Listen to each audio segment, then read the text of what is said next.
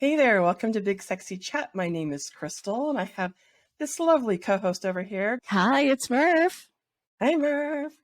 And our correspondent, lovely, lovely correspondent. Hello, I'm Sydney. And we have the most amazing guest tonight to help us with Fat Liberation Month. Introduce yourself. Hi, I'm Tigress. I'm the chair of NAAFA, the National Association to Advance Fat Acceptance. Wonderful. Thanks, everybody, for being here tonight. I'm so excited that there is such thing as a Fat Liberation Month. It's about damn time. And it's a 31-day month, too, right? Yeah.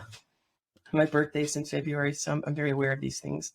And also, that's the month of that's Black History Month too, which is also the fucking shortest month. Of course. Yeah, I know. Anyway, okay, Fat Liberation Month. So today we're going to talk a little bit about what it is that we all find that we love about fat liberation and fat acceptance. And we'll start with you, Merf. Oh man, there's so many things that just impact my entire life when it comes to fat acceptance and fat liberation. And I think that I'm most grateful for the diversity. I've really been able to expand my worldview and expand my opinions about beauty and culture and just so many things because of the fat liberation and fat acceptance movements. And that really comes to so many different ways of filtering through the impact that it's had on my mental health and my physical health. I really struggled growing up, liking my body. And I'm sure this is the same kind of story for so many people.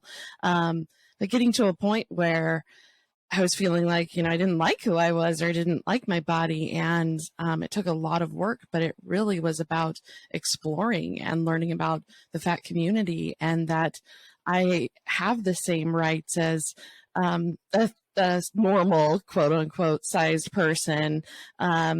And it changed my life. And I'm excited that there's a whole month dedicated to learning about fat bodies and increasing awareness around political movements. I mean, we still have a long ways to go in having our culture really accept fat people in the workplace and just all the different types of areas that there is so much that is marginalized when it comes to fat bodies. And so it's nice to have this concept of we're not only going to talk about it and raise awareness, but we're going to celebrate it.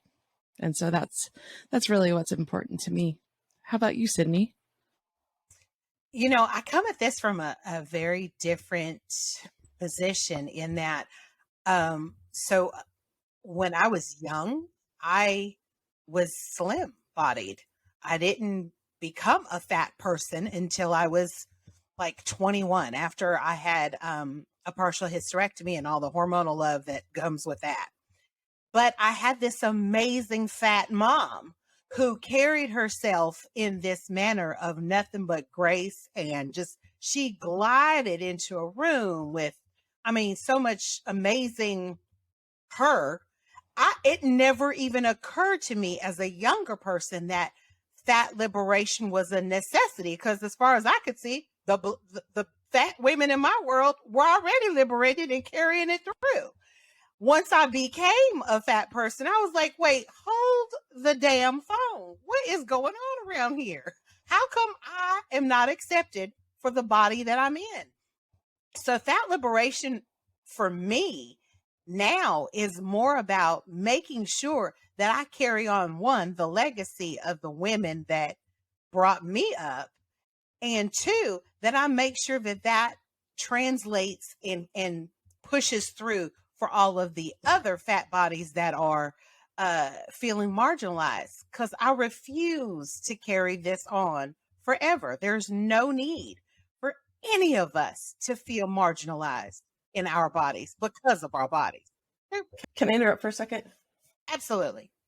I want to share this book, and I got to know this woman through Tigress, but you both mentioned marginalized. And so this book is called Fat Girls in Black Bodies, Creating Our Own Communities. And it was such a great book, and I highly recommend it to everybody. But yeah, Dr. Joy Cox wrote this, and I know, you're fat and you're Black. So I know there's even more layers there. So anyway, I just want to recommend that book. And I think you've already read it, right? Sydney? Yeah, I know I Tigress have. has too. Yeah, great book. So that's all I wanted to say. Do you have anything else to say about what fat liberation has done for you? Not really, other than I just want to make sure that this is something that we one day no longer need, because it's just the norm for our fat bodies to be well accepted. Well, we have been around for an eternity. Fat bodies have always existed. We've always had babies, all those things that they say you can't do when you're fat. So yeah. What about you, Tigress? Let's hear from you. You chair of NAAFA, which is a very important organization as far as helping to keep track of the history of the fat liberation and fat underground and all that good stuff. Right. So NAAFA is recognized as the first organized and documented fat rights organization. There were fat social organizations before, like there were these fat men's social clubs in New York in the early 1900s, and there were people, socializing together, or certainly there were fat people around their kitchen tables together, living, grouping in community and living their best lives in all kinds of ways. And also there's a lot of, fat leadership in other kinds of social justice movements, in particular, the Black American civil rights movement, with a lot of leadership from Black women and femmes. And, but the first time that there's like an organization, a national organization that's named and chartered and all of those kinds of things, is NAAFA in 1969. So yeah, so we are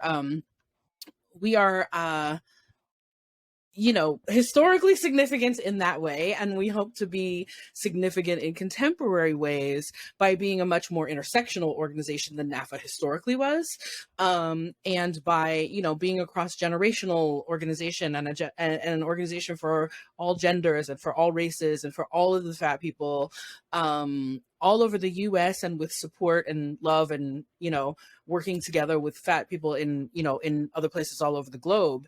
And so for me, fat liberation, I've been involved with NAAFA for about 10 years. I started by producing a fashion show at one of NAAFA's conventions, and then eventually joined the board, and then last year became the board chair. And since I've become the board chair, I get asked to talk about the meaning of fat liberation and fat liberation history a lot. And I've been doing this kind of work since I used to run a plus size nightclub event in Oakland, California, as Crystal and Sydney know. I think Merf knows. And so, I started that event in 2008. So I've been sort of a public figure, at least on some level, since then. And back then I used the terms, fat acceptance and size acceptance. And of course, NAAFA has the word acceptance in our name. And acceptance is the sort of like the minimal level, right? We just want people to accept, like, fat people exist, and that's natural, and stop pretending like it's not, right? But then in increasing beyond that, in terms of freedom and respect for fat people, I started using the term fat liberation when I started learning more about the Fat Liberation Manifesto that was written by the women in the fat underground in the early 1970s. And so that's a document. It's really easy to find online. Just Google Fat Liberation Manifesto. There's also a historic YouTube video available, which I believe was discovered by Dr. Charlotte Cooper, who's also written a book about fat activism. And I think it's a list of demands for how we should be treated in this culture. And what's important about it to me as a foundational document, and as a thing that helps me make a distinction between fat liberation as a personal issue and fat liberation as a systemic issue, is that all of those points are about the systemic pieces. They are about how the medical establishment treats us, about how the media treats us, how the diet industry treats us, like all of those kinds of things, and boldly says we demand, all of the rights under the US Constitution that everyone else gets. And so for me, fat liberation is really about focusing in on some of those political and systemic issues that affect fat people. Because, like, I want people to be nice to me when I take my fat self out into the world, right?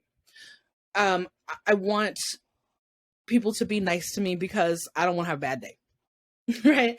But I also want to be able to, use a public bathroom that is big enough for me, and have a seat at the table that is big enough for me, and have clothing that that is big enough for me, and have and have the same opportunities in my job regardless of my size, and have medical Your pay. that is accessible to me. Like, so all of those things, all of the things beyond, do I look in the mirror and feel good about my fat self? I want that, and I want that for everybody. But I also, even on a day when I look in the mirror and I don't feel good about my fat self, or I feel neutral about my fat self, I want to know that I'm not going to not get a promotion at my job just because of my size, or that I'm not going to be, denied seating on public transportation, or have to pay twice as much for an airline ticket, or like all of those things. So fat liberation to me is about equal access. It's not just about equal respect. It's about equal access and equal treatment under the law, in addition to all the other fun and community oriented things. You said something that really struck a nerve with me, which is we're not asking for anything special or extra. We just want the bare minimum of exactly what other people get. I'm not asking for anything crazily exaggerated. I want to have dignity and respect. And I want to be treated with dignity and respect no matter what my body size is. So that just kind of hit me, because I'm like, we're not asking for anything extra. Why can't we just have the same baseline as everybody else? Well, I think, I had an interesting conversation with someone recently. I think it was Sally Smith, who was the executive director of NAAFA in the 90s and has been involved in fat liberation movement in all kinds of different organizations and ways for many, many years. And we were talking about how the average American does not understand the difference between equality and equity. And that sometimes having exactly the same thing as somebody else is not what creates fairness. Sometimes we do need accommodations. I don't need the same chair as somebody else. I need a bigger chair, right? I don't need the same amount of space on an airline. I need more space. That doesn't mean that I'm getting more than my fair share. If we are sharing, then you don't need all this extra space you're not using that I could be using. And I do. So why am I not able to use it? Right. So Sally and I were talking about there's this famous image that circulates around the internet that's sort of like three people trying to watch a baseball game over a fence, and they all have the same size of box to stand on to look over the fence. Right. So the first step is getting everybody a box that helps them be able to stand to see over the fence. But then also, when we do that, there are still people who are not going to be able to see over the fence because they're in a wheelchair. They can't roll up on the box, or the box has a 200-pound weight capacity. And I don't know about y'all, but I can't get on that box, right? So I wish y'all could see the face that Sydney is making out there in podcast land. But like, so the first step is the sort of like line up some boxes more people can see over the fence. But also then the next step, the fat liberation step, is how do we just remove that fence? We didn't need that fence in the first place. Can we all just watch the ball game, right?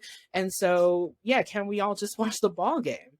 And can we think about that intersectionally, so that if it works for one fat person but still doesn't work for all the rest of them, if the ball field is segregated, then it doesn't matter if all if some of the fat people can go to that ball game, but everybody else can't for some reason other than they're fat, right? So we have to work intersectionally around all of these things if we're going to make sure that all the fat people are free. Go ahead, Sydney.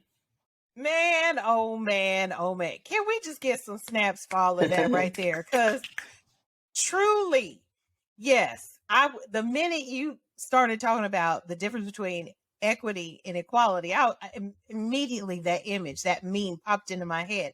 And I'm tired of having the same size box as everybody else. Can we get one that accommodates my 300 plus ass? Okay. Can I get seats that fit my wide ass? Can I get things that aren't gonna keep me from enjoying all the same things that everybody else enjoys, but simply because the world only wants to accommodate narrow booties? Narrow booties are great, but a narrow booty seat is not gonna fit me, and therefore I cannot enjoy the show. The fat liberation movement is so very much paralleled in so many ways to Black liberation movement. Asian, so on and so forth. Everybody who is oppressed, and I'm sick of being oppressed.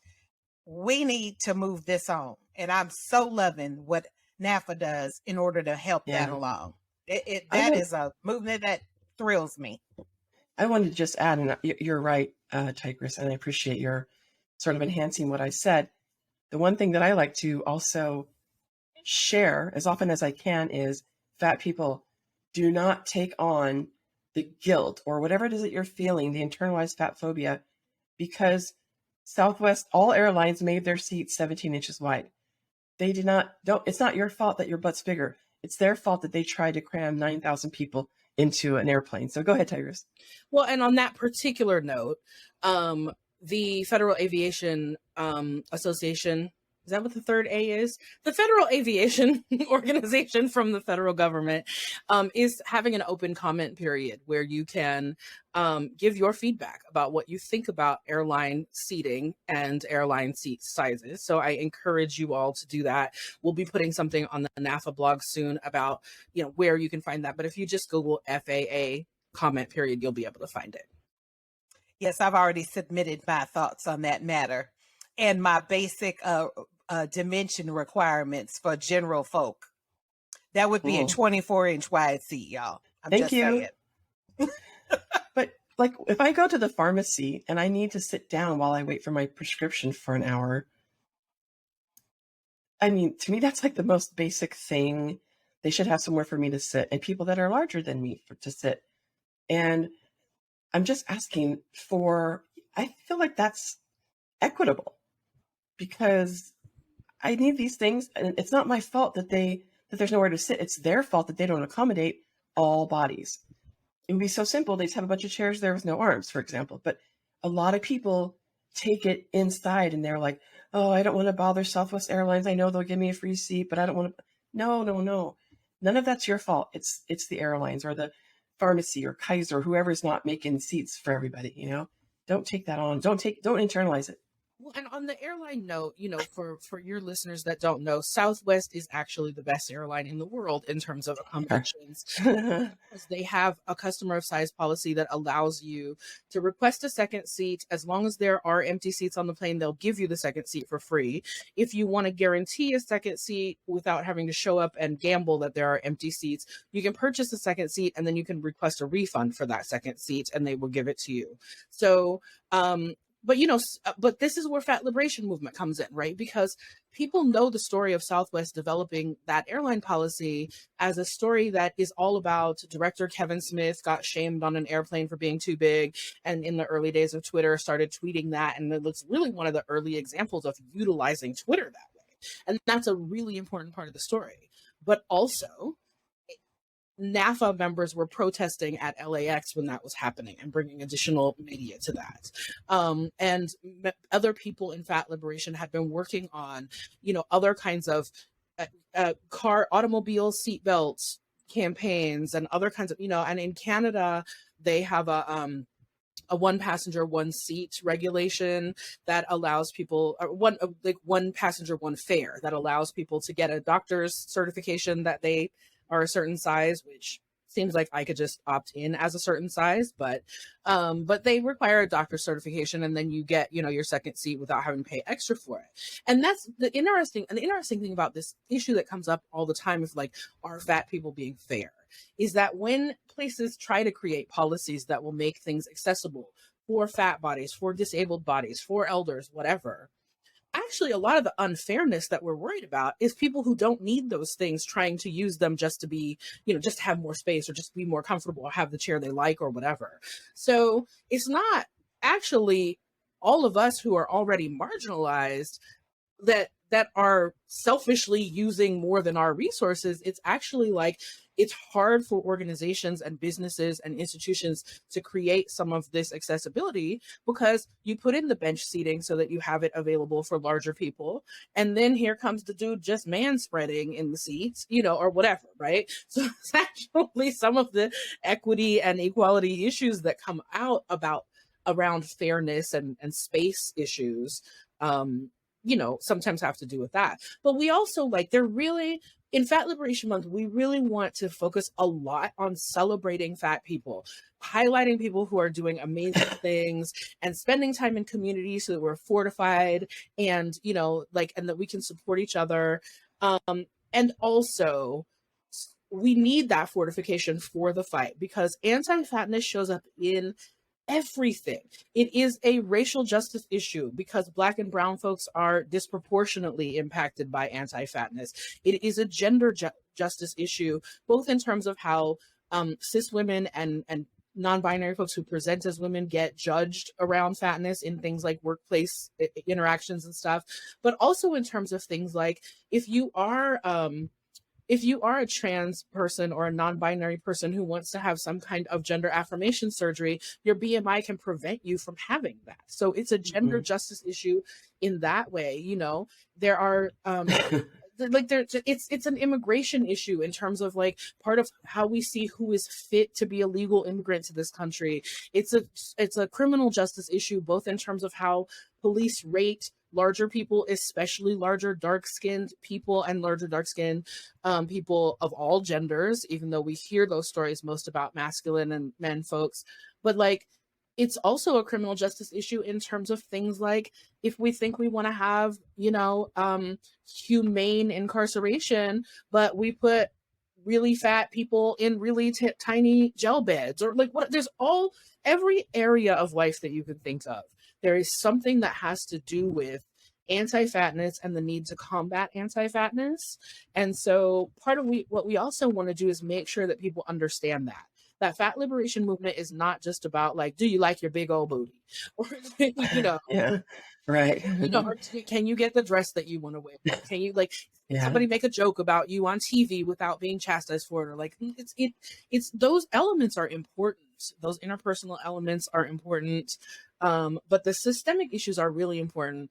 And the systemic issues are the place where the bigger you get, the more it impacts you.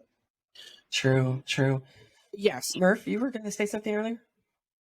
Yeah, I'm kind of like, I'm caught between a couple of things, because I really think that, you know, a part of this is like, there's so many straight size folks or smaller folks that just don't, I don't know if they're not really just aware that this is impacting so many people of size, or if it's, I don't care that this is happening to so many people of size, or if it's just, you know, capitalism of like, oh, well, it costs more to do blah, blah, blah. So I just have all these mixed feelings and thoughts about, you know, that it's so pervasive. There's just so many things that have to be addressed and have to be critically looked at.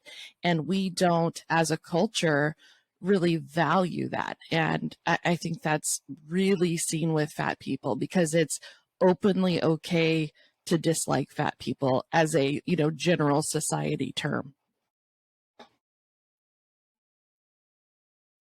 You know, I think that's part of the reason why, as Tigress mentioned, I would love to see us focus a whole lot more on the celebratory nature of fat liberation, because they've proven, folks in general in society have proven time and time again that they just don't care about our trauma stories. They do not care. So, you know what? I'm going to influence how I can with celebrating my fat body, all fat bodies, what our fat bodies are able to do, go, be, have, so on and so forth, because it's clear that folk don't care about our trauma. They do not care. Otherwise, we'd see more change than has been. Go ahead, Tigress. I think also that, you know, to your point, Merf, about straight size folks, which is like the fashion term for people who are not fat, right? And smaller fat folks. I think it's also true that a lot of fat people of all sizes don't realize how many social justice implications there are to anti-fatness until they start to experience them. So even if you are a larger fat person, you might be dealing with some access issues, and you might be dealing with some, you know, seating and clothing and all of those kinds of things. And until you need surgery, you don't think about the surgical BMI cutoff, right? Or the anesthesia BMI cutoff or whatever. And so, if the more kinds of marginalizations you have because of your own identities, the more likely you are to see some of those other intersections. But also, it's hard sometimes to know if you are a multiply marginalized person. Is this anti-fatness, or is this anti-blackness, or is this person just hate women, or does it, like, it's hard to know that sometimes. But they're actually, what we are finding at NAAFA is that the more we do outreach with other social justice organizations to help them understand that the things you're already working on, anti-fatness is part of that. This is not, we don't have to take attention away from racism in order to deal with anti-fatness, because anti-fatness is part of racism. We don't have to take attention away from LGBTQ rights to because anti-fatness is part of the, like, all of those areas, right? And so what happens is, as fat people start to see that, we demand liberation more. When we have not been exposed to positive images, like Sydney said, or to people who run up against those barriers and are mad about it, versus people who run up against those barriers. The cultural narrative is, run up against that barrier, decide you should lose weight so that you can go around the barrier, right? So when you start to be exposed to more people who run up against the barrier and go, fuck this, how do we knock this barrier down? You start to think about how you can knock the barrier down. True that. Yep. So let me share with you what fat liberation and fat acceptance has done for me. And we're not talking about body positivity. Of course, it's body positive, but we're talking about fat liberation, meaning, not just people who have an hourglass figure, for example. We know those are very celebrated, even if they're fat in body positivity. But in fat liberation, means everyone, every single person, every size, there's no limit. It's 100% inclusive. And I came to that by joining this community because I did have some internalized good fatty, bad fatty stuff, Well, yeah, I'm healthy. And I'm fat, but, so I'm good. But, that person is unhealthy and fat, and that's bad. I had to let go of that shit. But I got that from our fat community. I got that from people like Tigress and Reagan and Marilyn and Pia, and just like, why did I have that in my head? And I know I've admitted this before, and it's embarrassing to admit, but I used to think that Black women got a pass for being fat. I thought it was okay in the Black community to be fat. So I had a lot to unlearn and relearn, and it's embarrassing to admit it, but that was where I was. And by being a part of this community, I've learned so much. I love to learn. I see beauty in everything now. I didn't used to always be like that. I used to have a hard time seeing beauty in myself. But then now my world is filled with fat people, and they're also beautiful. And I love every single one of them. And I love every kind of fat person. And I think it's so amazing and beautiful. And it helped for me to have community, which meant I got to fill my feed with fat bodies of all sizes and colors and sexualities and gender expressions. And it was like, oh, I love fat community. And then, it probably won't surprise you all to know that I've always kind of had my voice, but I found my voice for when I'm out in public and someone says something shitty to me. So now I'm always prepared. I have my comebacks, right? People say something to me at a restaurant. I just go, did you just call me fat? Like really loud so the whole restaurant hears me. And then I feel so great now. But I couldn't have done that before. The people that I've met in fat liberation and fat acceptance world, it's amazing to me. Crystal, I think you're really not unique in that understanding misunderstanding or assumption about the ease with which fat Black women move through the world. And, I think reading Joy's book that you recommended is a great place for people to get some sense of like the difference between, yes, we have some cultural differences around body shape. Across the world, cultures have different ideals right? The export of American media shifts that in a lot of places, but that's a whole other complicated issue around capitalism and America. But we still have, cultural ideals that can be different. They are impacted by mainstream media. They are shaped by generational differences, and they are also, and regional differences and all kinds of things, but also they don't mean that we don't have anything difficult to face as fat women when we are women of color, Black women in particular.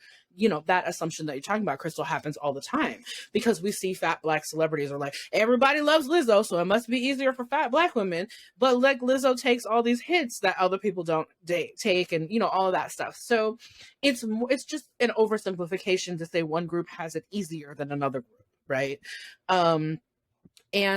And also, even where we are culturally protected by our own cultural identities, whatever they may be, we still have to work in the mainstream world. We still have to interact with, you still have to go to the bank, you still have to go to the doctor. Most of us don't get to do that only within our, American racial communities. We in fact have to go out and do that in a racialized world where there might be even more negative stereotypes of fat Black women than there are of other fat women because of our welfare queen nonsense in the US and things like that, right? And so it's just really complicated. The other thing that people often say still is that anti-fatness is the last acceptable form of prejudice.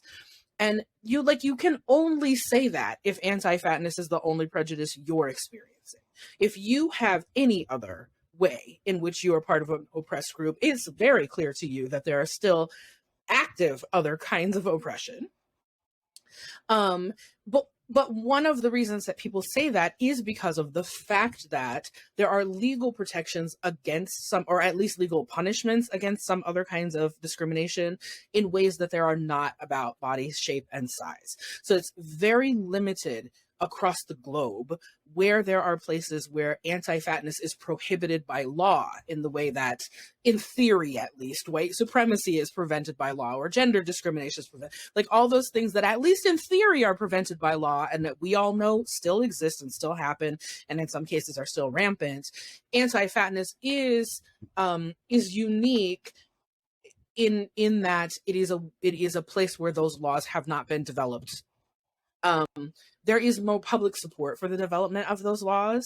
At NAAFA, we're doing a lot of work around strategizing about where the places are that we should first pursue these laws so that we can have those wins, so that we can then, pursue them in even wider and grander ways. But right now there are 7 cities in the United States, and 1 state, which is the state of Michigan. In Washington, anti-fatness is prohibited as part of disability law. There's a lot of debate about whether fat people are automatically disabled just by being fat, or whether those kinds of laws should be separate. But the fact is, in Washington, their Supreme Court decided it is the same thing. And so you have some protections in Washington in that way. But, there's pending law in Massachusetts that's moving along. There's laws that have been, legislation that has been introduced in New York and in New York City, in both the state and the city, that's moving along. There's something new that was recently introduced in New Jersey. So it's coming. The day is coming where people can have whatever cultural attitudes they want to have about fat people, but they're not going to be able to just, apply them however they want to with no consequences. And that is going to be a huge change. Sydney, did you have something to add? Yeah, I just wanted to clarify that I fell out laughing when you said about Black fat women getting a pass, because you are not alone. There are Black women who think that Black women get a pass. I was one of them for quite a long time until I started moving more into the world and seeing, oh, no pass for me. Oh, that's a shame. Yeah. Why not? So you're not alone in that. That's why I laugh so hard, because it is that pervasive. It really is. Yeah, Merf. Yeah, I was just thinking, the Tigress was talking a little bit about media, and for me, it was always seen as there's nothing sexualized in media about fat Black women. You're like the quote unquote mom, that everybody, just you're seen as maternal, not as sexual beings. And then, that like kind of translated to me thinking about like, well, wow, no fat people are really portrayed as sexy in movies, and no, and that just really started to, okay, and my lens got a little bit bigger, and I started to think like, okay, this is something where there's nothing really that shows sexuality, unless it was you're protesting and you're, openly queer, or, and doing something like for pride or something like that. It was just not seen as sexual beings. And I love that that's starting to change, and that this movement is starting to help people recognize you can be fat, you can be any color, you can be any sexuality, you can be any gender or non-gender, and you can display your sexuality in a way that I think is just going to, as the movement continues, just continue to grow and make incredible strides. I'm so excited for like the younger generation coming about and getting these things that I never got, or are never even considered at their age, which is awesome. Yeah. So One cool. of That's the it. people that I loved was seeing Retta on Parks and Recs. That Oh, yeah, Donna yeah. Meagle, that was a major revelatory moment for so many fat women. We're like, yeah, that's me. I feel represented because I'm a sexual being. I'm fat and I'm shameless about my sexuality and my and my sexiness and my fatness. And I own every inch of this. And that was awesome. So to see that on television was fabulous. And I can't wait to see more. And what we want I was go ahead, Tigress. what we want for fat people, like, and this is true for fat Black women. Fat Black women do have a little bit more visibility in entertainment than they do and also in politics. When you look at somebody like Stacey Abrams, but I want to keep talking about the sex since this is a sex show. Like when we think about how fatness and sexuality is connected, sometimes fat women are over sexualized, right? Fat women and femmes, like, well, we love fat girls because they got big booties or they got big titties or they got, whatever, right? And it's objectification. Versus when it's like, self-directed, when it's, like your sexuality, you being in control of your sexual image and your sexual identity. And so like, and what we want for fat people in terms of representation in the media is for our full stories to be shown. We exist as tropes, and there are more fat Black women tropes than there are others. There's the gospel singer, and there's the maid, and there's the sassy mom, and there's the sassy best friend, and there's, like this, and there is often the sassy boy crazy fat girl who is kind of a joke that she's chasing all these guys because who would really want her? But then maybe there's one guy that wants her, so she gets a love story, right? Those are tropes. There are more fat tropes that involve Black women than there are some other, identity categories, or like curvy Latinas, like on the border of being fat or whatever. Like, but those are also like, we don't want to be tropes, and we don't want to have only one of us, so that when we look at Retta, whatever Retta is, that's what we're all supposed to be because she's the only one. Right. We want to have, right. How are we 60%? How are fat people 60% of the US population and 1% of the representation in media, especially entertainment media, right? So we should be able to see ourselves on television in places that are not stereotypes or diet ads, right? And so that's what we love to see, is when we start getting that. That's part of liberation, being able to just be, not be the fat character. They're the fat character to us because we're looking for some fat heroes for ourselves. But like, is that their role on the show, the fat character, or is their role the whatever they are? I love, there's a character on Kenan Thomas's sitcom, and she just works at the TV show like everybody else. She's not the fat person at the TV show. She just, she's the funny person at the TV show who happens to be fat. And so we so rare. We want to, it's so rare. It's still so rare. Self-created media has helped us a lot with being able to envision ourselves in ways that we couldn't before.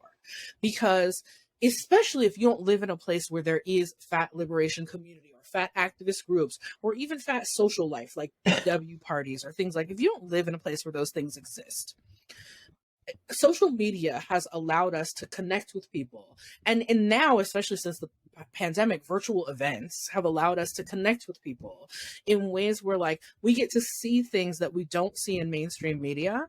And then that reminds us like, oh, we could be asking to see that in mainstream media though. Right? We can show up with our, we can show up with our dollars, and we can show up with our likes and our retweets and like all the tools we have in the toolbox to say, we want to see more of this.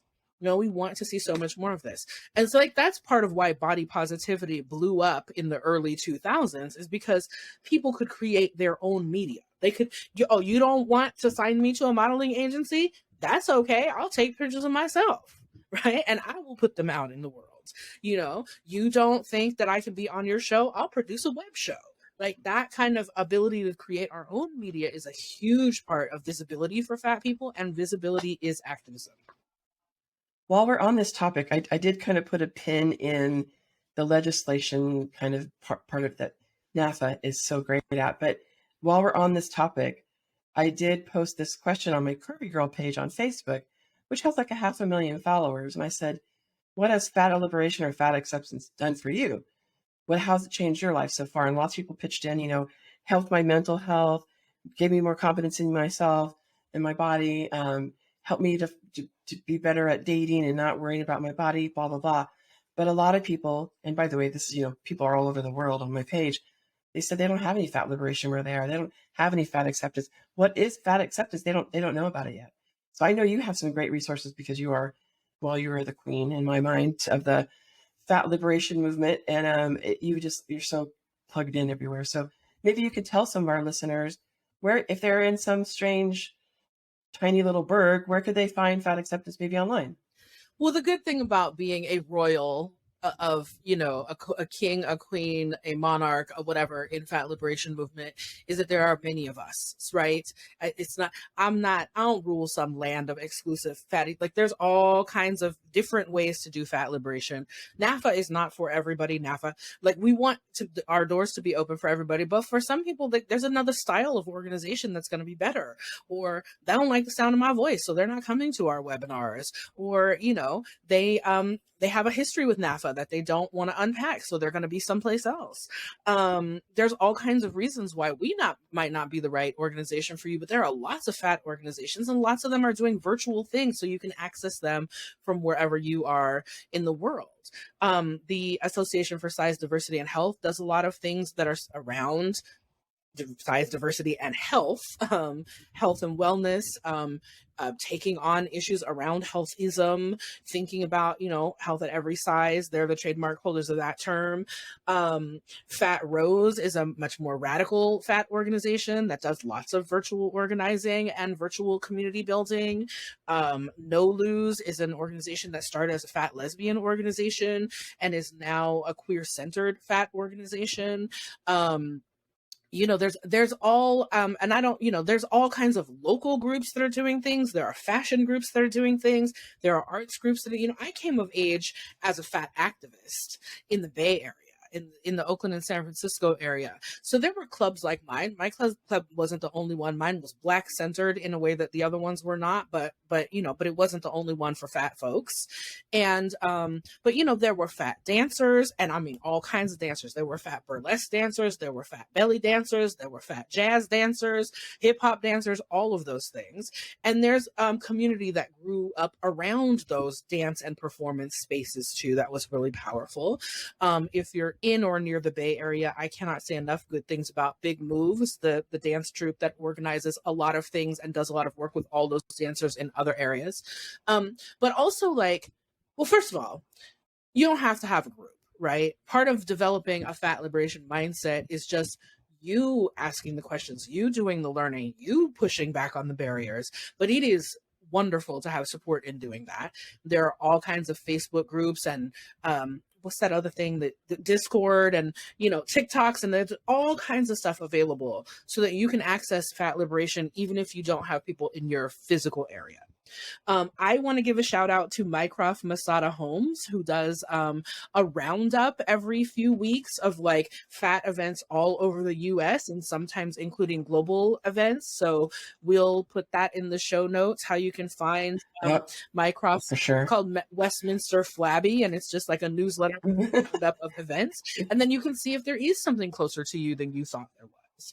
And if there's not, you can start something. You know, I came out here. I like I said, I came of age in the Bay Area fat community, and then I moved back to my hometown outside of Phoenix. And ain't nothing around here. Like, I mean, there's plus size stuff, but there's plus size stuff and there's amazing plus size fashion stuff, especially again, coming from Black women in the Phoenix community. There's some really great plus size fashion stuff. It doesn't have the politic behind it that fat liberation events have. And same thing with nightlife. There have been some great nightlife events for plus size folks in the Phoenix area, but they don't generally have that same politic. And so I co-founded a group here with my friend Nikki from Red Street Girl blog, and we hosted a fat fashion swap. That was started by two fat women of color. Like there wasn't a thing, so we made a thing. Like, that sounds easier said than done, but there are lots of people who will help you do it. Absolutely, that's all great advice, and I will definitely put my Westminster Flabby in the show notes because it is a great newsletter. I think it is, right? Isn't it a newsletter? I guess I usually see it on Facebook. Yeah, okay. They have a Facebook page. They have an actual like email sign up, but they have a Facebook page, and I think they also share things on Instagram. Okay, cool. Yeah, we'll definitely include all that in the show notes. Thank you, Tigress. That's super helpful. Yeah, I agree. Just, if you want to do something, do it. If you want something to exist, just make it happen. Sometimes it can just be like you said, if you're just yourself or one other person, then you never know what can grow from that. And I want to acknowledge, like, I know that can be frustrating, right? Because that's what they tell us about clothes, right? Well, if they don't make clothes for you, learn to make your own clothes. Like, sometimes you just want to be in the world and have some shit that you didn't have to make and invent and create. Right. But when it comes to building community, that does actually take participation. So if you can't just walk or roll or move into a physical community space that already exists, then there definitely are already existing spaces online. But I do want to acknowledge that, like, sometimes that is part of what we're missing, is being able to, like, totally. Thin people don't have to create a new space in order to be able to go to a dance party and know that they're not going to be the only thin person there. So I do want to acknowledge that that can be frustrating and that can be hard, but I just want to say that, if you have the spoons to do it, or you can connect with other people who have the bandwidth to do it, it is a worthwhile investment, and that there are people out there, people like me who've, started events or whatever, who will help you, who will give you some tips. We have a question. How has fat liberation and fat acceptance helped your either romantic or sex life? Has it at all? Has it not had any effect? Something good come from it for you? Merf, what about you?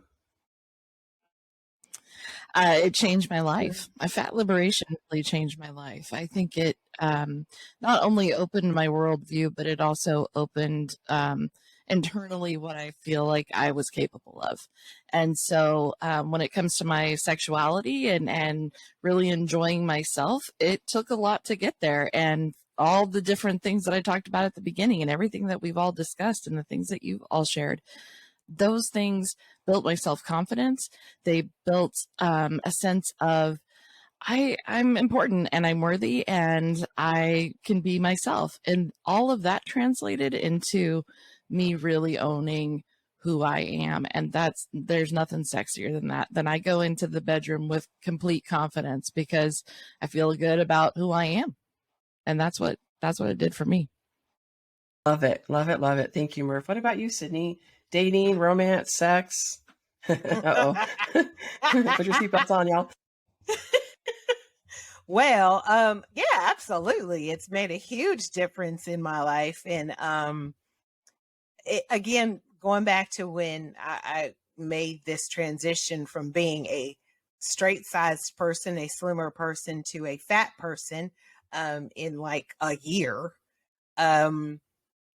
there, I had to do some mental acrobatics, man, to get my mind right. Like, here I was, this hot body before. Oh my God, am I still a hot body? Am I still attractive? Is anybody gonna want me? And the answer was hell yes, they did. Child, I got more attention fat than I ever did skinny. I am not playing. It blew me away. I was like, well, how about, okay, how about that? My dance card was full and it stayed full. And it is full. Hell, I'm polyamorous in fact, which should say something to the fat community out there. Yes, you can date, find a honey, and find more than one. They are out there and they are looking for you. I'm just saying, like, this is a real thing. Sure, you're going to have to make some adjustments sexually. There's certain positions that are going to be a little more favorable than others. But damn it, hell yeah, get your ass out there and see the people, meet the people, and let them meet you. I promise you, they're looking for you. Amen. And also, what I like to say about the positions and stuff like that, where there's a will, there's a way.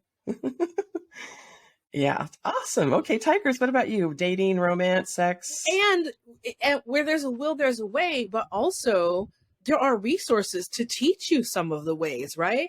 I think it was in my early 20s when I first discovered Hannah Blank had a book called Big Love, I think it's called, and it includes like practical tips for how you maneuver around different positions if you have different sizes and shapes of bodies. And like, I remember there was this Susie Bright had a erotic book series called Erotica, and it was all erotic stories written by and for women.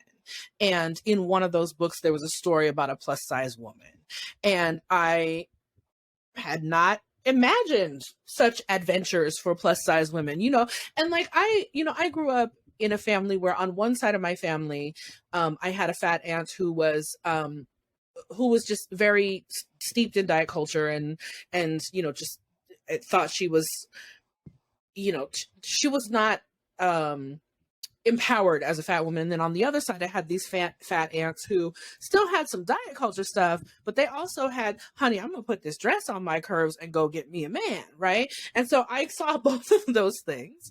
And but like I never, I wasn't gonna ask Aunt Linda about how to hold up her leg, but there are things like you can do that, right? And I might have to ask Aunt Linda that next time I see her. But there are resources for that. Or like, Crystal, going to your store when you had your brick and mortar store and seeing like wedges that are meant to help people with different positions or straps, or, I know they had I didn't know harnesses came in plus size if you wanted to try that kind of thing. So like all of the things that you think you might not be able to do because of your size, part of being in fat community is learning where those resources, we do a lot of resource sharing. So where do you get a harness, or where do you get a wedge, or girl, how did you get your leg up like that? Or, whatever the things are. Right. And so just being exposed to other folks who have that confidence and folks we don't always know what to do in traditional fat activism with folks in nightlife, and especially with folks in the adult industry. But those are some of the areas of highest fat visibility for fat people and for the rest of the world, right? So whatever you think of porn, you can see fat bodies having sex in porn. It's not always the depiction we want, but at least it's there, right? And we know that the statistics, people keep quoting these statistics about how many, like the highest searches on, porn websites are for fat people. There's pros and cons to that, because some of that is fetishizing and exploitive and whatever. It's also people making a living in their fat bodies, people who, may not be able to make a living in other jobs in their fat bodies. And that's often part of sex work dynamics, but it's also, you can see pleasure, right? You can see pleasure in bodies that look like yours. And you can, and we exist in those spaces. There are other places, again, especially in the media, where it feels like we don't exist.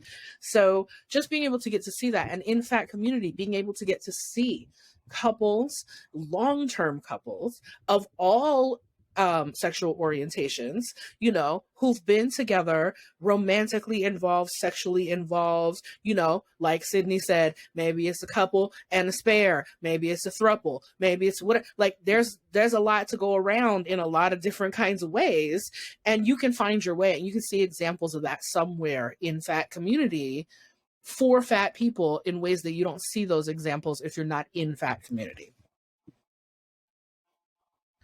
And you can see that they're the norm. They're not the exception. They're the norm. All, you know, and again, like, I want to acknowledge there is shit that is harder about dating as a fat person. Yes, there is. You know, there are people, you know, you don't see a lot of, like, you're not going to be on Tinder probably and see 5 profiles in a row that say no thin chicks, right? So like there's stuff that's triggering, you know, there's stuff that's complicated. But it's also like, it's available to you more than you might think it is. It is. Yeah, for sure. Yeah, it's amazing. And like Sydney said, you know, I'm only ever home alone on a Saturday night because I want to, and I say this all the time on the show. I'm always, I guess, pleasantly surprised to find mostly how many people are attracted to just another human, and they don't really care about that package. Most people fall in love with people, not their body.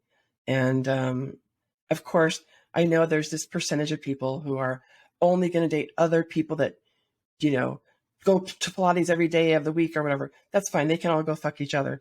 But most people are going to date somebody or have sex with somebody because they're attracted to the person and the personality, not the shell. Were you going to say something, Tigress? Yes, there's way more people who are not as caught up about the specificity of the body, who have a broader sense of what is attractive than what we are shown in mainstream media. There definitely are people who are predominantly fat attracted, right? Just like there are people who are only going to date the Pilates person. There are, you know, and the thin Pilates person, what they think a Pilates person looks like, because we all know that there are fat people who exercise and are still fat.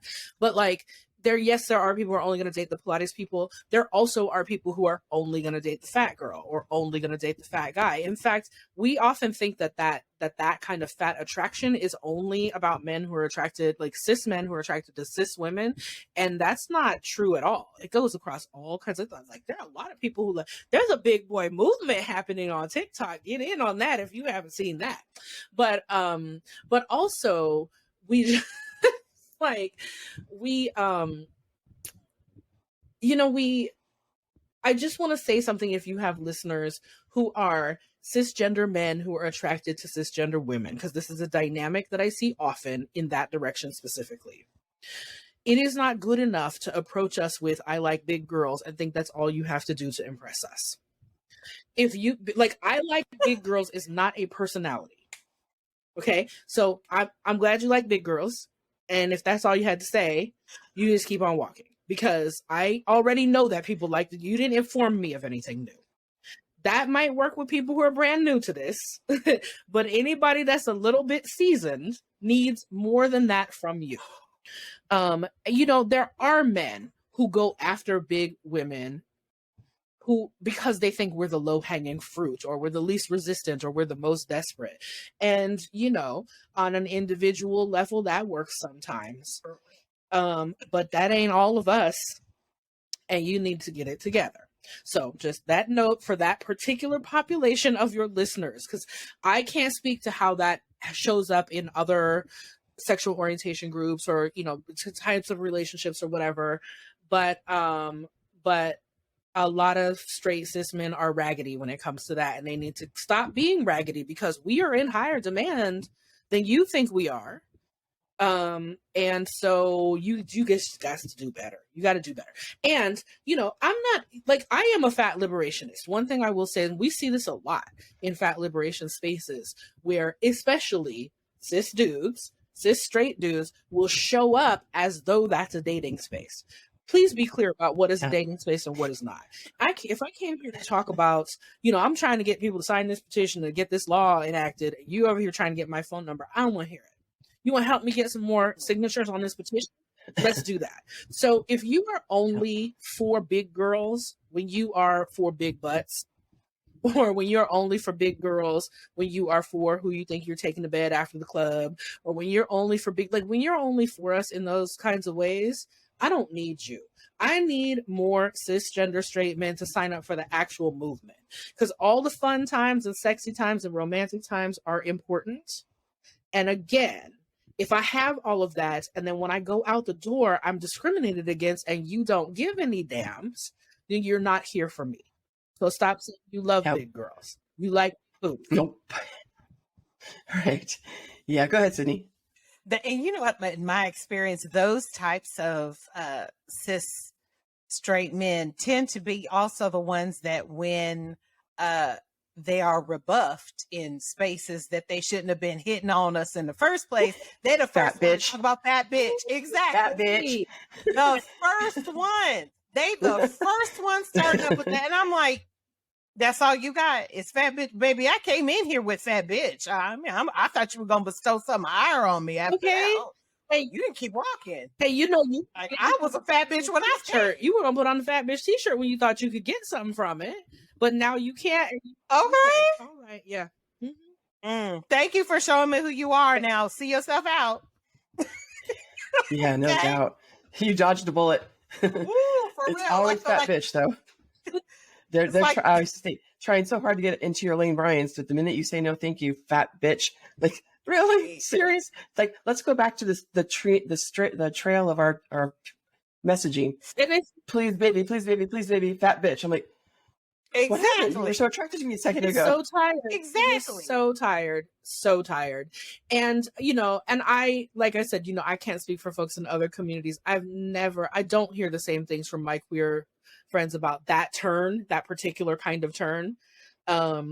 But you know, but queer folks who are listening, definitely let me know if I'm sure you got your stories too. Look, there's anti-fatness in every community, and it shows up in different communities in different ways. And that is true also of dating communities, poly community, kink communities, nightlife community, all of the communities, right?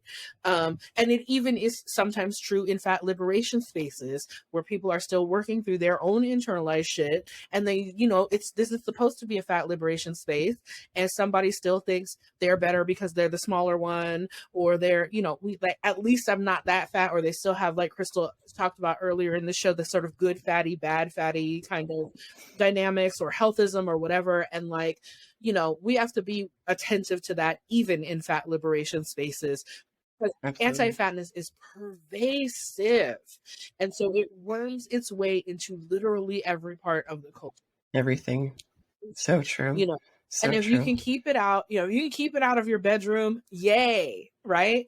And you keep it out of your living room, and keep it out of the employee break room, and keep it out of the waiting room at the hospital, all the, you know, all of the spaces, right? But that's active work sometimes, you know. We have to really be, you know, setting boundaries. We have to give, you know, a little bit of grace for people who are new to this and haven't learned the things yet, but not so much grace that they're creating unsafe spaces, or that they're creating, you know, triggering and trauma for people, you know, and it's a really difficult balance. You know, this fat folks, a lot of fat folks living in the sunken place, and sometimes fat people be the first ones to show up to throw the other fat people under the bus. And we have to work through all that complicated stuff. You know, but I'm so glad that this show exists just for the fun stuff, right? And the sexy stuff, you know, and because we need that. We need spaces like, you know, we need spaces that are dedicated to all these different pieces and ways of being. And and you know, for many of us, sexuality is part of that.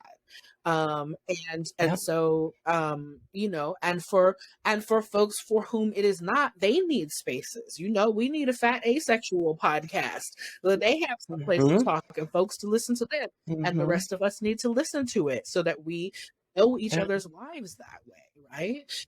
Right. But I'm just really grateful that y'all do what you do. Someday I'm gonna have a high enough sex life to come on one of the sexy episodes. No, you know, fat live episodes, but for right now, I'm glad the rest of the sexy episodes are out there, so y'all can keep reminding. Well, so, but we're kind of, you know, running a little bit long, but I do want to hear from each of you, like, what do you hope to see in the future for fat liberation? Just like try to think of something that doesn't, quick, and that's like we could put our hands around it. Maybe like I would love to see, and I love that. And I said I was going to put a pin in this. I love that NAAFA works and helps people with their legislation to make sure that, like in San Francisco, I believe being fat is a protected class. Is that correct, Tigress? It's part of the human In San rights. Francisco? It's part of the human rights Okay. ordinance in San Francisco. Yeah. So I'd like to see more of that. So for me, for fat liberation, I hope to see more legislation that makes it so that people are not allowed to pay us less, treat us like shit, make sure that, we get taken care of with our chairs and we get paid, fairly and all that kind of stuff. So that's one thing I can think of that I can put my hands around. I think maybe I can even give a little help to. So how about you, Merf? Do you have any ideas for us? What do you want to see in the future from fat liberation? I kind of already mentioned it, but I want the next generation to start figuring this stuff out early. I was in my late 20s, early 30s figuring this stuff out, and to see, a Gen Zer having so many different lenses to be exposed to of just different types of bodies and expressiveness and all those kind of things. I'm just hopeful that changes the world that we move towards, because they'll have a new voice and see things from a totally different perspective. If we make it through the next 2 years, as far as like the world imploding and everything, I have so much hope.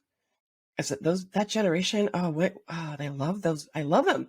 It's amazing. They're just so fucking open-hearted. And I know they're not a monolith. I can't save all of them, but the people I've been exposed to, I'm like, oh, can't wait until they're in charge. It's the world I want to live in. But like I said, we got to get through the next 2 years. So what about you, Sydney? All of the same things that y'all brought up are things that I genuinely look forward to in the future. But more immediately, I would just be thrilled if, I can go to the doctor's office and there's no freaking arms on a chair. And I have said this repeatedly. I've written to my particular medical provider and said, hey, look, you do realize that armless chairs are actually cheaper. So if you want to save some money and make it so that everybody can sit down, here's a little free tip. So I would just simple stuff, just really simple stuff like that. I would love to see just that happen. I'd love to see all the bigger stuff. Absolutely. That would thrill me no end. I hope I'm around to see it. But Me too. Armless chairs would be wonderful.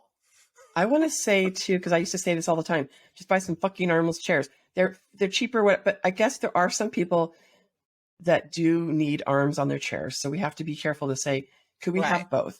Because I think especially people have different disabilities and things. I see Tigress shaking her head. Yeah. So maybe I don't know what the answer is, why, but I know some people do need them. So let's just say, can we have a little of everything so we can all fit? And then people do not sit in the fucking wide butt chairs in the pharmacy, okay? Get your own chair, your small chairs. What about Amen. Tigress? Yeah, okay. Thank you. You sit there when nobody needs it, but then get up when you see that somebody does. I think that the legislation is really important because it provides some protections, but we all know, as we talked about with other kinds of legislation that exists, it's not always preventative. So I want to see an increase in the amount of legislative protections for us as a community, because I want there to be consequences for people who discriminate against us, and also because I want there to be people who then learn not to discriminate against us, whether they like us or not, just because they don't want the consequences, right? So I want that. I also know that legislation can it's sort of chicken and egg circular pattern of where legislation drives social change and where social change drives legislation. And I think we're nearing that tipping point around fatness. It's the sort of we can pass same-sex marriage, and then same-sex marriage can be politically under attack, but the culture has shifted because it was passed in the first place. So the political attack is not as easy, right? It's still a fight, and we have to fight it because we have to protect that for people. But so I want the same thing for us to have, to see, as those legislative protections come to be, a social attitude shift. And then in terms of practical things, I want the medical establishment to stop using BMI. I want us to treat fat people individually when it comes to healthcare instead of as a number. And I think that our colleagues at ASDA, the Association for Size, Diversity, and Health, are going to be, doing a lot of work around that. And I see lots of individual activists. And I think one of you mentioned Reagan earlier, like Reagan Chastain does a lot of work around health stuff. A lot of people are talking about the UK fat doctor. Like lots of people are talking about what all the flaws in BMI are, and why we just shouldn't be using it as a measure of health for anybody. It's detrimental to fat people's health, and it gives a false sense of security to people who are smaller about their health when they, that things get missed because they're only looking for it in a fat person. So it's bad for everybody. So if I had like a magic wand thing that I could do, I might do that one first. But hopefully continuing to work on the legislative rights impacts all of that. Sure.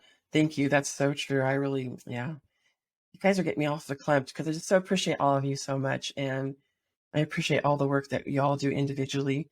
And I appreciate all the work that NAAFA does. And Tigress, you've been, relentless since 2008. And I still consider myself a newbie to this fat liberation movement. And I still have a lot to learn. And anyway, I'm just so grateful that we could have this discussion, that you were available, Tigress and Sydney and Merf. And yes, I think if we all have this mindset, we're going to make these changes. I want to get involved with the legislation stuff. I want to get involved with all of it because it's just time. And I think you're right. It's time for the culture to shift. It's just time. It's past time. Well, I can tell you, your listeners who are in Massachusetts, in New York, in New Jersey, where there's already stuff in the works, to keep an eye out for action alerts from NAAFA and from other fat organizations around like when it's time to contact your representatives to help get those bills and that legislation passed. And then stay tuned because like I said, we're in discussions and strategy and, assessment around like, where's the place that's ripe next for pursuing this. Pardon me. And so, just stay tuned for ways that you can get involved. So, Madam Chair, one last thing, a piece of business. Could you let listeners know how they could possibly sign up for the NAAFA newsletter? Yes, if you go to the NAAFA website, which is NAAFA.org, you can find all kinds of information. You can find our Fat Liberation Month calendar, so you can see other events that we are hosting, virtual events and learnings and things you can read and listen to and do. You can also find the newsletter, sign up there. We do a monthly newsletter that's free. Many of the things that are featured in our newsletter are also already featured on our website under our Community Voices blog. So there's lots of great stuff at the NAAFA website. And then, of course, you can also follow us on social media. We are NAAFA official on most of your favorite social media sites. We're not super active yet on TikTok, but we're going to get there. And we have a Zillennial board member at NAAFA.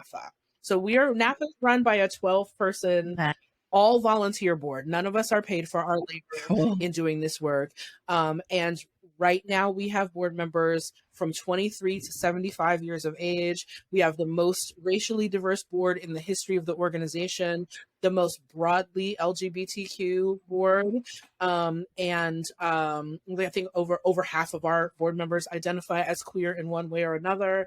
And many of us living with, chronic pain, disability, some other kind of lens of that type, to be bringing all of that into the work that we do. So I'm super proud of my colleagues on the NAAFA board. We go to the website, please click the board so you can see everybody that is on our board. To know all the great work that they are doing too, because I am the most public face of NAAFA, but I am not all of NAAFA. So shout out to all Tigress. That work. The new artwork is amazing. That Liberation artwork was created by Bats Langley. You can find Bats also on all your favorite socials, and he's an amazing children's book illustrator. He has a brand new book out he's got this character called Groggle. There's a Valentine's book, and then the Halloween book is out already for this year. So I love Bats and his work so much. We're actually recording this on Bat's birthday, so happy belated birthday. Oh, Wow. But we are Happy birthday, we're Bat. super excited about that artwork for this year, and we consider it it's the fact amazing. community. Anyone is welcome to share it, to use it on their social media. Of course, it belongs to NAAFA and BATS, so please don't use it for other things. Like, don't be out there trying With to attribution. liberation month of your own, okay, people? But Right. please do share it widely on social media. You can see it on NAAFA's Instagram and Facebook, and you can share it from there. Mm-hmm. It's amazing. Anything else from anybody else before we say goodbye? Nope. Okay. So thank you, everybody. Thank you so much. Thank you to Bats. Happy birthday, Bats. Love it. Love, love, love the artwork. Facebook keeps suggesting that I should become friends with Bats. So maybe I will. I don't know. But I am nervous, but I love the artwork. It's amazing. And I just want to say, see you later, alligator. After a while, crocodile.